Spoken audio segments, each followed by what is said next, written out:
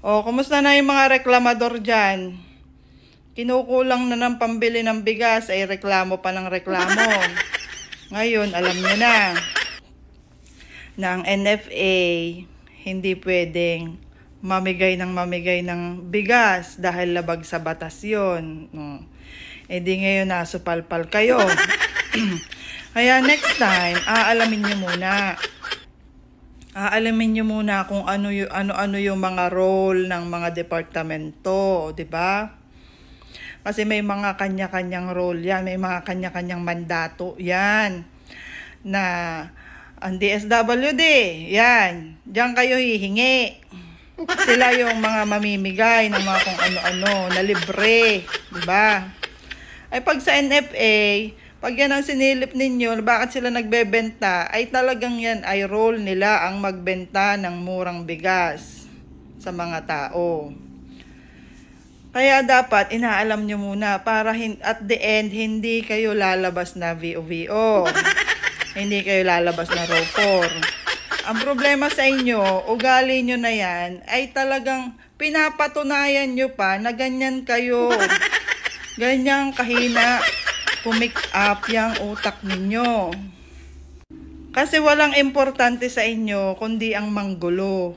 Manggulo at suportahan ang mga iniidolo ninyo na politiko. Gusto ninyo papabor lahat doon sa idol ninyong politiko. Ay hindi naman pwedeng ganon, di ba? Kailangan gagamitan din ninyo ng utak.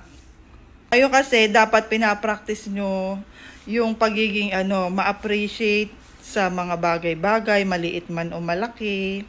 Yan, dapat thankful kayo para lalo kayong binibiyayaan. Makakita lang kayo nagbebenta ng 20 pesos per kilo, babatikusin nyo na. Hindi nyo dapat batikusin yun. Dapat ipagpasalamat nyo yun.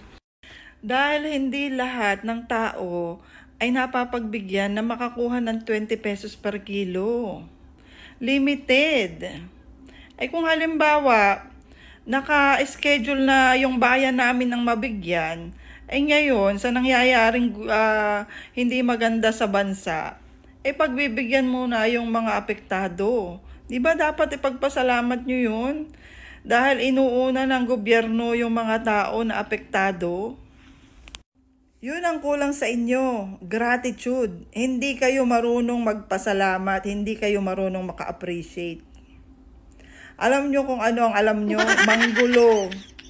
Manggulo at sumunod sa mga sinasabi sa inyo ng mga idol ninyong politiko.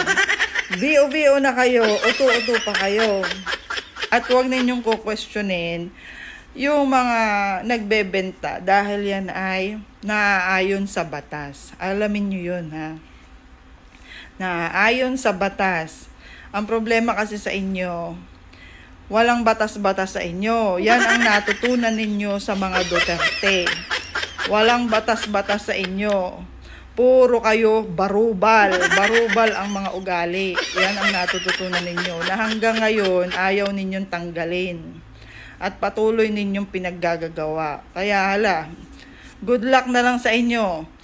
Pero ang masasabi ko lang sa inyo, talo na naman kayo dahil wala kayo nito. Nako po mga kababayan, breaking news! Grabe! Former